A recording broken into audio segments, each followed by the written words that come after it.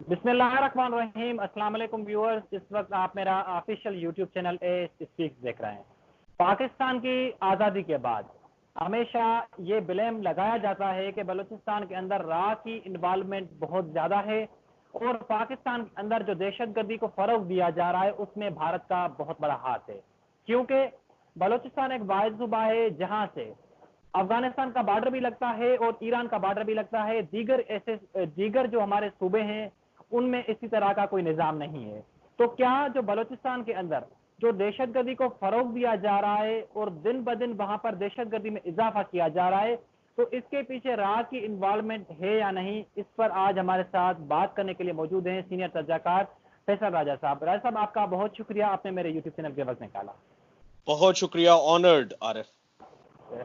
राजा साहब, सबसे पहले तो ये बताएं कि आज़ादी के बाद पाकिस्तान हमेशा ये कोशिश की गई है कि सेंट्रल एशिया में पाकिस्तान को डीस्टेबलाइज किया जाए, और रा की हमने देखा है रोजे अव्वल से कि उसकी दीगर सूबों में बहुत कम मुदाखलत है मगर बलूचिस्तान में बहुत ज्यादा मुदाखलत है।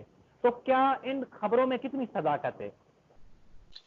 देखिए, पहले दिन से ही 1947 में ही जब पाकिस्तान बना तो उस वक्त से ही ये इंडियंस की तरफ से ये कहा जाता रहा कि ये इनका जो आज़ादी का बुखार है वो बहुत जल्द उतर जाएगा और ये फिर हमारे साथ मिल जाएंगे। तो ये उनकी जो ख्वाब देखने की आदत है ये बहुत पुरानी है और पहले दिन से ही उनकी तरफ से पाकिस्तान के खिलाफ ऐसी क्रॉस बॉर्डर टेररिज्म और हरकतें शुरू हो चुकी थी, जिसमें कि हमें सामने ये नजर आया कि उन्होंने बारहा कोशिश ये की कि पाकिस्तान को तोड़ा जाए। और किसी हद तक अगर बात की जाए तो बांग्लादेश के बंगाल के महाज पे वो कामयाब भी रहे, उस सूरत में कि 1971 में उन्होंने सक्सेसफुली वहां पे मुक्ति बहिनी को पेनिट्रेट किया और उसको फंड किया और उसको पाकिस्तान के खिलाफ इस्तेमाल किया।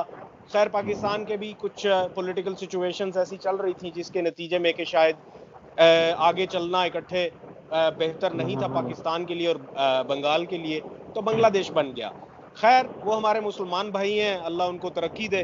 और यहाँ पे मैं एक मजीद बात ये करता चलूँ कि बलोचिस्तान के हवाले से हमेशा से कोशिश रही इंडियंस की कि वो यहाँ पे को अनसर्टन सिचुएशन क्रिएट करते रहें। किसी हद तक वो कामयाब भी होते रहे इन रिसेंट टाइम्स, तब जबकि वॉर ऑन टेरर चल रही थी और पाकिस्तान को बहुत अच्छे तरीके से पता था कि अफगानिस्तान में मौजूद जो इनके कॉन्सुलेट्स हैं, उनको ये कल्चरल कॉन्सुलेट्स कहते हैं, लेकिन वो बेसिकली कल्चरल कॉन्सुलेट नहीं है, वो रॉ के हेडक्वार्टर्स हैं, सेवरल और डिफरेंट शहरों में मौजूद हैं और वो वहाँ से एक्टिव थे। और उनकी वो जो एक्टिविटीज़ हैं बलूचिस्तान में वो अपेरेंट थी और हमें वो सामने नज़र आती रहीं। और उसका जो सबसे बड़ा सबूत है पाकिस्तान के पास, वो कुलभूषण जाधव की शक्ल में मौजूद है, जो कि एग्जिस्टिंग वो इंडियन नेवी के वो कमांडर थे। और साथ में ये है कि वो अपना एक 2 नंबर पासपोर्ट, जिसके ऊपर के उन्होंने 17 दफ़ा ट्रैवल भी किया हुआ था, हुसैन मुबारक पटेल के नाम से वो पासपोर्ट था, और अपने आप को वो जेम स्टोन्स में ये जाहिर करते थे कि मैं जेम स्टोन्स का और हकीक और इस तरह के जो मरजान वगैरह हैं उसमें वो मैं डीलिंग्स करता हूँ और मैं बहुत अच्छा बिजनेसमैन हूँ। तो वो पेनिट्रेट करते रहे ईरान से। देखिए, ईरान की सिचुएशन अब वो नहीं है जो कि पहले थी। आपको पता होगा कि ईरान इंडिया के साथ चाबहार बनाना चाह रहा था और फिर उनके मामलात में बेसिकली ये कि वो उनसे पैसे नहीं हो पाए, वो लारा लगाते रहे ईरानियंस को, पैसे उन्होंने नहीं दिए तो ईरान अब उनसे हट गया और ईरान अब चाइना के साथ उन्होंने डील कर ली है। $430 बिलियन उन्होंने वो डील की है और साथ में ये है कि 25 ईयर्स की वो डील है। और ये करने से क्या हुआ है कि ईरान से तो अब वो जो पेनिट्रेशन थी इंडियंस की वो ख़त्म हो चुकी है।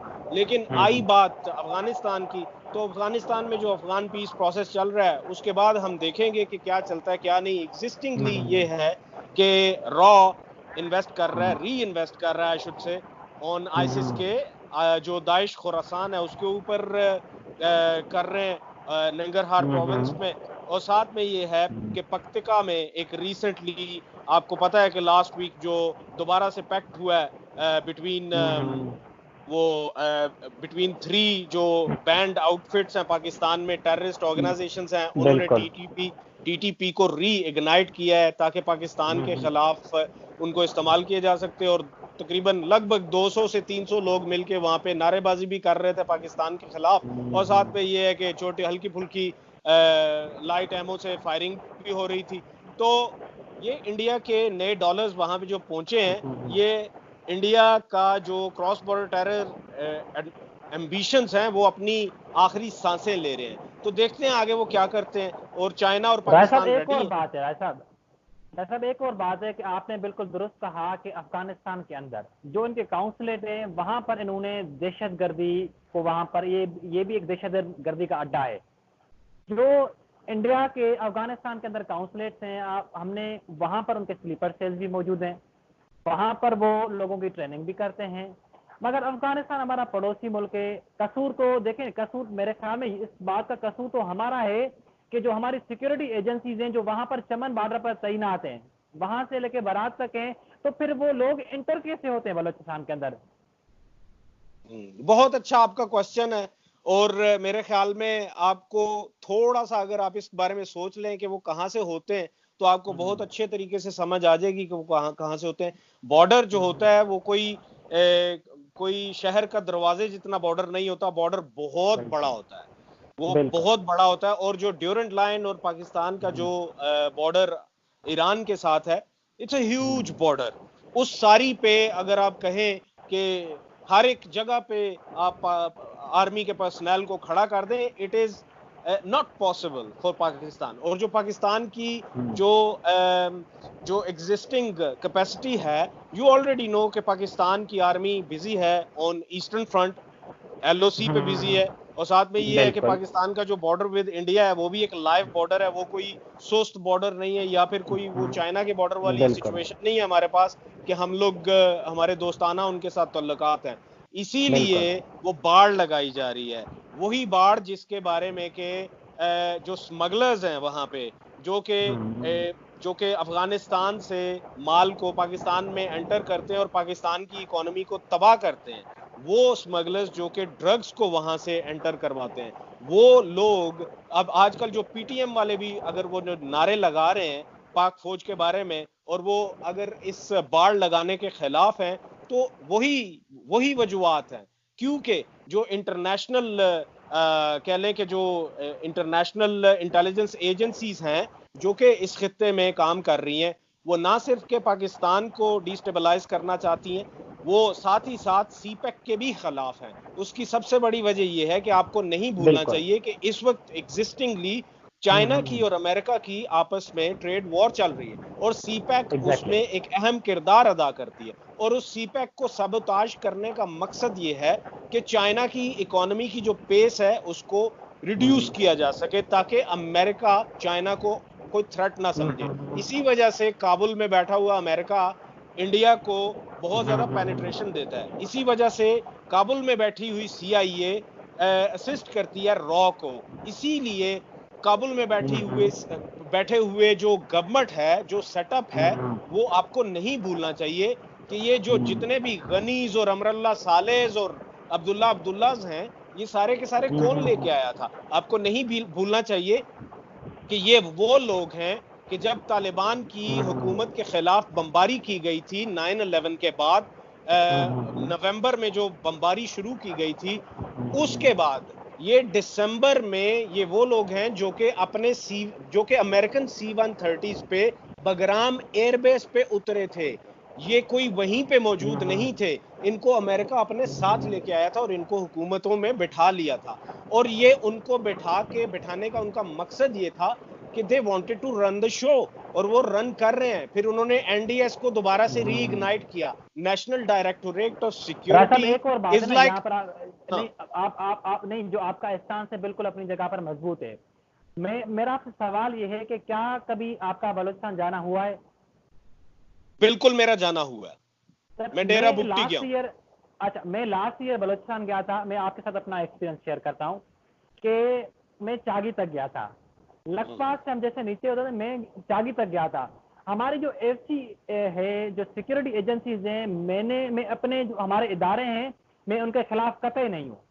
हमारी इंटेलिजेंस एजेंसीज की, जो हमारे सिक्योरिटी इदारे हैं, उनकी लाजवाल कुर्बानियां हैं।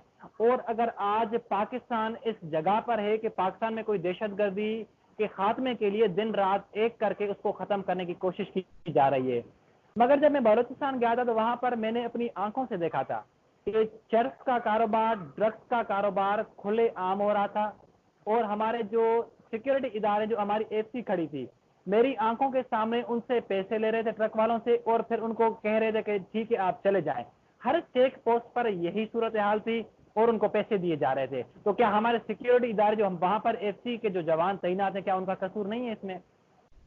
देखिए, आपने एक इल्जाम लगाया नहीं, पाकिस्तान मैं की इल्जाम फोर्सेस नहीं पे। लगाया, जो नहीं, मैंने इल्जाम नहीं लगाया। जो चीज मैंने अपनी आंखों से देखी है मैं उसको बयान कर रहा हूं।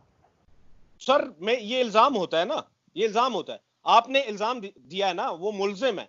अब आपको ये चाहिए कि आप उनके खिलाफ जाके एफआईआर करवाते कहीं। आप अपने ही जो आपका मुतल्लिका थाना है जहां पे आप रह रहे हैं, आप वहां पे जाके उनके खिलाफ ये जाके एफआईआर करवाएं, ताकि आपके पास जो सबूत है, यू बीइंग अ विटनेस, फिर आप विटनेस बनिए, फिर आप विटनेस बन के तो फिर आप इस केस की पैरवी कीजिए। क्योंकि मैं भी चाहता हूं कि अगर कोई इस तरह की एक्टिविटीज वाकई चल रही हैं, जो कि मेरी नजर में तो नहीं है, वो कहीं पे नहीं चल रही, लेकिन अगर कुछ इस तरह के लोग मौजूद हैं तो फिर उनको उनका कला कुमा होना चाहिए। और you being a very good citizen, it's your responsibility to go to your police station और इस चीज को हाईलाइट करें, और फिर ये छोटे छोटे क्लिप्स बना के इनके खिलाफ ये आप कार्रवाई करवाएं। क्योंकि ये बहुत जरूरी है, क्योंकि इस तरह के लोगों को वाकई ही कला कुमा होना चाहिए। लेकिन ये है कि अगर इस तरह की चीजें नहीं हो रही तो फिर किसी को भी इस तरह की चीज ये कहना कि शायद मैंने अपनी आंखों से, अब आपने अपनी आंखों से देखा, मैंने अपनी आंखों से कभी नहीं देखा।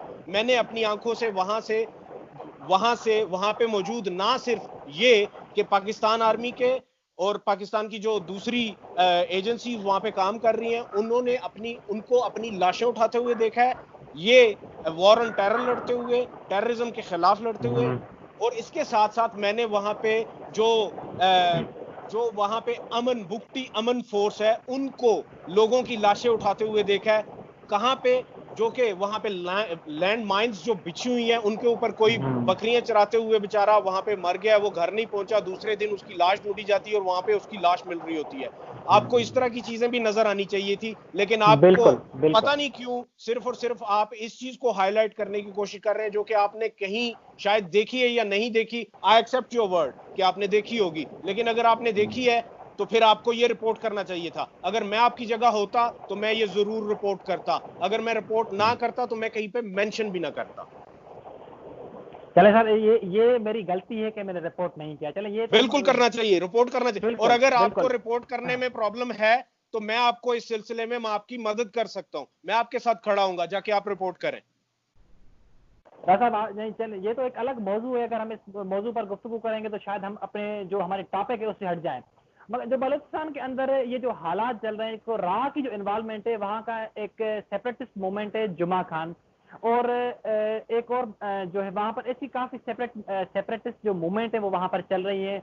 हम सिंध के अंदर भी देखते हैं ये जो सेपरेटिस्ट मूवमेंट जो लोग चला रहे हैं, इसका जो बेसिकली मकसद होता है कि वो सिक्योरिटी इदारों के खिलाफ होते हैं। और क्या आप समझते हैं कि जो बलूचिस्तान के अंदर जो राह की इन्वॉल्वमेंट है, ये किसी से ढकी छुपी नहीं है? हमारे सिक्योरिटी फोर्सेस ने उसको एक मरतबा नहीं बल्कि हजारों मरतबा इस किस्से को बेनकाब किया है। तो क्या अगर ऐसे ही सूरत हाल रही, ऐसे ही हालात रहे, तो क्या मुस्तकबिल में बलूचिस्तान एक दूसरा बांग्लादेश जाके बनेगा?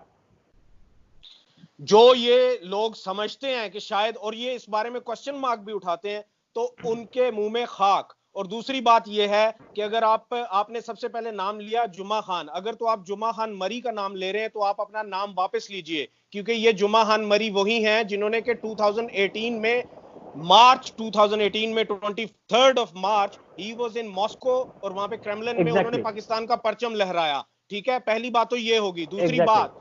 दूसरी बात, जो आप ये सेपरेटिस्ट मूवमेंट्स की बात कर रहे हैं कि ये सिक्योरिटी इदारों के खिलाफ हैं, no, they are not against security इदारे। वो आपके पाकिस्तान के खिलाफ हैं, वो आपके पाकिस्तान के खिलाफ हैं और आपके खिलाफ हैं। और किस वजह से खिलाफ हैं उस चीज को भी आपको देखना पड़ेगा। ये जो किराए के टटू हैं सारे के सारे, ये वो लोग हैं जो कि दूसरे मुमालिक की इंटेलिजेंस एजेंसी से पैसे लेके पाकिस्तान के खिलाफ ये सारी हरकतें कर रहे हैं। और आप इनको इग्नोर कीजिए। उसकी वजह ये है कि जब तक इनको पैसे मिलते रहेंगे ये करते रहेंगे। जब इनको पैसे नहीं मिलते तो मैं आपको ये कहता हूं कि मुझे एक दफा बोस्निया से कांटेक्ट किया गया था। I accept in front of you, मुझे एक दफा बोस्निया से कांटेक्ट किया गया था। और वो कौन थे?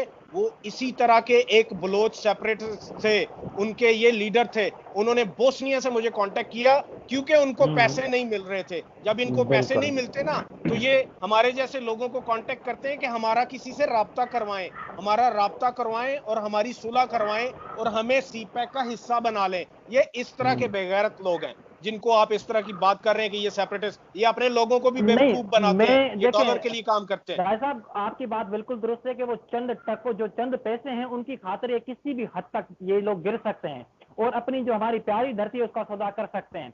मेरा जो मकसद है वो ये है कि ये जो सेपरेटिस्ट मूवमेंट है जो आज तक मैंने अपनी जिंदगी में देखा है, मेरा ताल्लुक बेसिकली सिंध से, मैं ये देखता आ रहा हूं कि वही लोग पाकिस्तान के खिलाफ भी हैं, मगर उनको जो सर में दर्द होता है वो असल ये होता है कि वो हमारी इंटेलिजेंस एजेंसीज ने ये कर दिया वो कर दिया। तो ये जो सेपरेटिस्ट लोग हैं जो मैंने अपनी जिंदगी में ऑब्जर्व किया है, जो मैंने देखा है, जो मेरा एक्सपीरियंस है कि वो पाकिस्तान के साथ साथ हमारे इदारों के खिलाफ भी है। आप ये देखें कि ये सिंध के अंदर भी यही सूरत हाल है, बलोचिस्तान के अंदर भी यही सूरत हाल है, वहां पर सिंध के अंदर भी भारत के स्लीपर सेल्स कराची के अंदर मौजूद हैं, बलोचिस्तान के अंदर, मगर सिंध की निस्बत में नेटवर्क ज्यादा स्ट्रांग। तो ये जो राह की इन्वॉल्वमेंट है, ये जो चंद टकों की खातिर ये जो लोग बिक जाते हैं वहां पर, तो हम जो उनके खिलाफ हमने एक सबने मिलकर पूरी पाकिस्तानी कौम ने उनके खिलाफ एक ठोस इकदाम लेना है। जहां तक भारत की बात है तो भारत को पाकिस्तानी अवाम ने भी, हमारे सिक्योरिटी इदारों ने भी 1000 मरतबा बेनकाब किया है। कुलभूषण जाधव का आपने जिक्र किया था, आपने बिल्कुल दुरुस्त कहा कि यहाँ पर मगर एक और सवाल पैदा होता है। मेरी एक कंफ्यूजन है, मैंने कहीं एक चीज मेरी नजर से गुजरी थी कि 83 में एक बंदा कराची में पकड़ा गया था, वो भारत का था और वो पाकिस्तान आया था, उसने अपनी आला तालीम कराची से हासिल की, उसके बाद उसने अपना कारोबार वहीं पर एस्टेब्लिश किया। तो तकरीबन 94-95 में उसको अरेस्ट करके कठेरे में खड़ा करके उसको सख्त सजा दी गई, क्योंकि आपको भी पता है, हमें भी पता है और इस बात का पूरी अवाम को पता है कि पाकिस्तान ने हमेशा एक पीसफुल मुल्क है और उसने हमेशा अमन को फरोग दिया है। मगर भारत को आखिर क्या दर्द है, वो पाकिस्तान के अंदर मुदाखलत करके उसको डिस्टेबलाइज करना क्यों चाहते हैं? देखिए, इसके दो गोल्स हैं, ठीक है। एक जो है वो रीजनल गोल्स हैं और एक जो है वो इंटरनेशनल गोल्स हैं। जो इसके रीजनल गोल्स हैं वो ये हैं कि वो पाकिस्तान को कॉन्स्टेंटली डिस्टेबलाइज करना चाहता है। उसकी वजह यह है कि पूरे खित्ते में इंडिया बेसिकली एक हेजेमोनिक कंट्री है, हेजेमोनिक है। वो दूसरे कंट्रीज के ऊपर वो प्रधान बनने की कोशिश करता है। वो इस एरिया का एसएचओ बनना चाहता है, वो एसएचओ बनना चाहता है और उसके सामने एक ही हर्डल है और वो पाकिस्तान है। क्योंकि इंडिया ने जब भी कोशिश की है प्रधान बनने की, उसको मुंह की खानी पड़ती है तो सिर्फ एक तरफ से खानी पड़ती है, पाकिस्तान। भूटान खामोश हो जाएगा, नेपाल खामोश हो जाएगा, बांग्लादेश खामोश हो जाएगा, श्रीलंका खामोश हो जाएगा, सारे खामोश हो जाएंगे। अगर कोई बोलेगा तो वो सिर्फ और सिर्फ पाकिस्तान बोलेगा। उसकी वजह ये है कि पाकिस्तान कभी उससे हार नहीं मानेगा, कभी भी हार नहीं मानेगा। और मैं अक्सर ये कहता हूं कि पाकिस्तान इसके बीच में से होकर निकला था, इसके बीच में से होकर निकला था, इस वजह से इसको प्रॉब्लम है। इंडिया को यही प्रॉब्लम है कि सदियों से, और पाकिस्तान में बसने वाले जो लोग हैं ये वो लोग हैं, आप कभी भी ना ये भूलिएगा, ये वो लोग हैं जिन्होंने कि इसके ऊपर, इस इंडिया के ऊपर 1000 साल पाकिस्तान ने इस इंडिया के ऊपर हुकूमत की है। मैं पाकिस्तान इस वजह से कहता हूं कि आज पाकिस्तान में मौजूद जो लोग हैं, आप तुर्कों को ले लें, मंगोलों को ले लें, अफगानों को ले लें, पर्शियंस को ले लें, अरबों को ले लें, जितने भी लोग इधर आते रहे for the sake of what, जहां पे इन्वेड करने के लिए आते रहे। और सिकंदर आजम को भी ले लें, वो भी आया, उसकी भी जो फौज थी उसके भी लोग इधर रह गए, मंगोल भी इधर रह गए, तुर्क भी इधर रह गए, और यहाँ के जो मुकामी वॉरियर्स थे उन्होंने भी इस्लाम कबूल करके वो इस मुल्क में आ गए। उनमें से एक मैं भी हूं। मैं भी राजपूत बरादरी से ताल्लुक रखता हूँ, चंद्रवंशी राजपूत। हमारे भी आबा अजदाद हिंदू होते थे, हम मुसलमान हो गए। पाकिस्तान क्यों? मेरा ये मानना है कि अल्लाह पाक ने पूरी दुनिया से जितने वॉरियर्स थे वो सारे वक्फे वक्फे से पाकिस्तान में इकट्ठे किए, उनको मुसलमान किया, उनको मुसलमान करके पाकिस्तान बनाया। ये पाकिस्तान अल्लाह पाक ने बनाया और इसमें बसने वाले सारे वॉरियर हैं, कोई भी जंग से नहीं डरता। आज अगर इंडिया कहे कि हम जंग करेंगे, कसम से यहां पे कोई भी आपको पाकिस्तानी नहीं मिलेगा जो कि कहेगा कि नहीं नहीं जंग से हम डरते हैं। हम कभी भी नहीं डरते। इंडिया हमसे कितना बड़ा है, आ जाए, कितनी दफा जंगें की हैं, कितनी दफा जंगें की हैं और कितनी दफा उसने मुंह की खाई है। इतनी हिम्मत है तो इतना बड़ा मुल्क है, हमसे आके कब्जा करे, हिम्मत नहीं है उसमें। लास्ट ईयर 2019 फरवरी हिम्मत करने की कोशिश की, मुंह की खाई, अपना जहाज भी गवा दिया, 2 जहाज गवाए, और साथ में ये कि अपना एक जो उसका हेलीकॉप्टर था उसको भी खुद ही मार गिराया।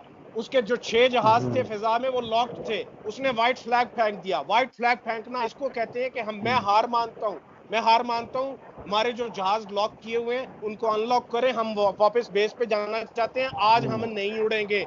ये क्यों होता है? ये इस वजह से होता है कि अल्लाह पाक की मर्जी है, अल्लाह पाक की मर्जी है, और उसने अल्लाह पाक ने इतनी पावरफुल हमें फौज दी हुई है, और इस फौज पे हमें फख्र करना चाहिए।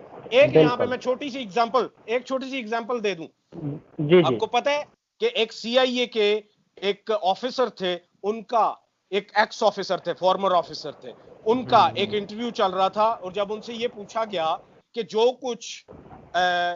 कुछ आप करने में कामयाब हो गए इराक में, लीबिया में, शाम में, मिस्र में, वो पाकिस्तान में क्यों नहीं हो सकता? तो उसने पता है क्या कहा था? उसने ये कहा था कि पाकिस्तान को खत्म करने से पहले हमें पाकिस्तान की आर्मी को खत्म करना पड़ेगा, और जब तक वो आर्मी खत्म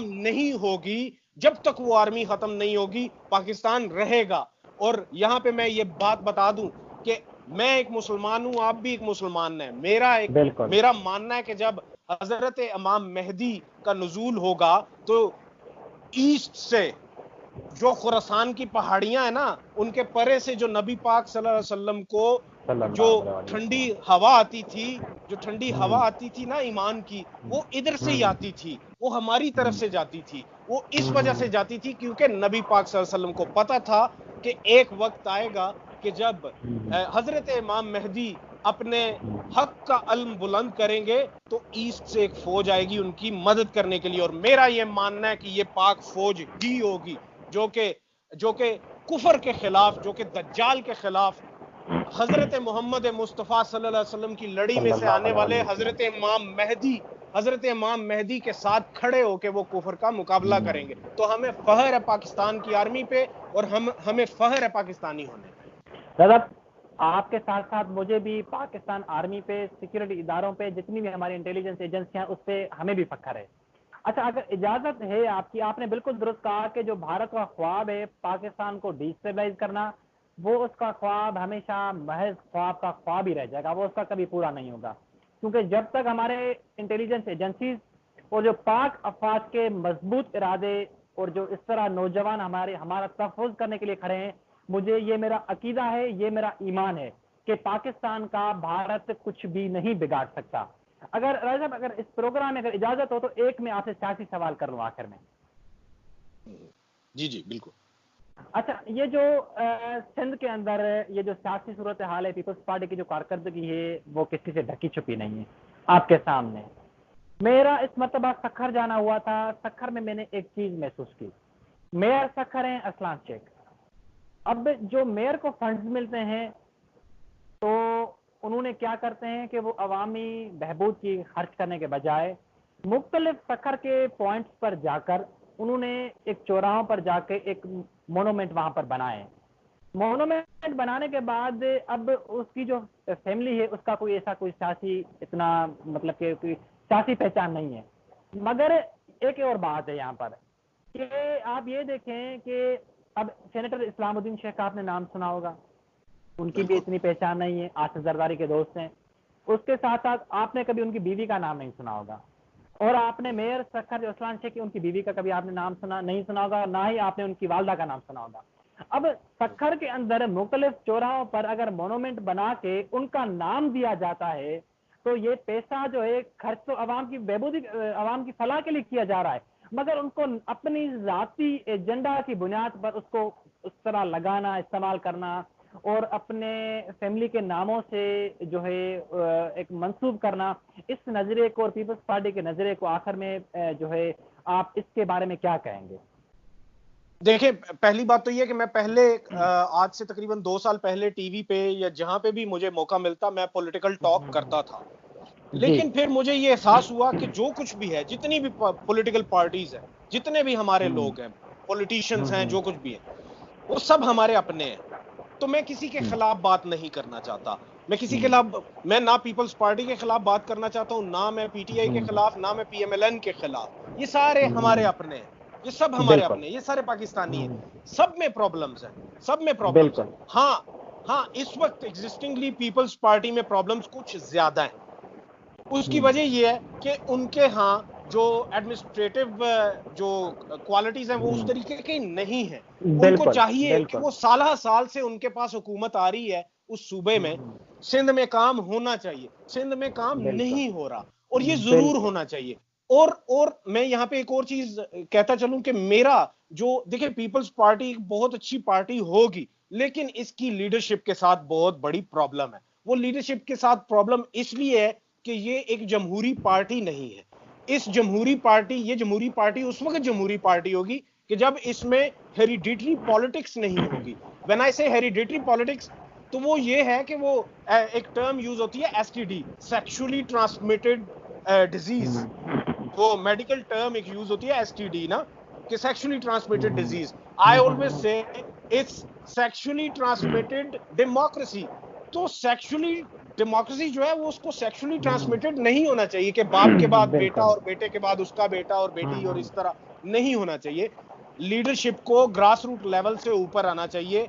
वो ऑक्सफोर्ड यूनिवर्सिटी से नहीं आना चाहिए, ग्रास रूट लेवल से ऊपर आना चाहिए उसको। तो मेरी नजर में सिंध में बहुत ज्यादा मार्जिन है काम होने का, सिंध में काम होना चाहिए। सिंधी लोगों को भी वही सहूलियात मुयस्सर होनी चाहिए जो कि आहिस्ता आहिस्ता अब लाहौर में, आहिस्ता आहिस्ता अब इस्लामाबाद में, आहिस्ता आहिस्ता अब पेशावर में लोगों को मुयस्सर है, ये वहां पे भी मुयस्सर होनी चाहिए। मैं इतना मुख्तसर कहूंगा कि जाती तौर पर मैं हर उस इंसान की, हर उस सियासी जमात की तारीफ करूंगा जो पाकिस्तान की फलाह और बहबूद के लिए काम करेगी, चाहे वो पाकिस्तान तहरीक इंसाफ हो, चाहे वो मुस्लिम लीग नून हो, चाहे मौलाना फजल रहमान की जमात हो, या चाहे पाकिस्तान पीपल्स पार्टी हो। मैं जाती तौर पर बीइंग आरिफ सैयद, मैं उस बंदे की तारीफ करूंगा, उस शख्स को प्रमोट करूंगा जो पाकिस्तान की फलाह और बहबूद के लिए काम करे और जो ना ही अपनी जाती एजेंडा के मुताबिक काम करे। राज साहब, आपका बहुत शुक्रिया कि आपने मेरे यूट्यूब चैनल के वक्त निकाला। थैंक यू, बहुत शुक्रिया, बहुत शुक्रिया। Take care.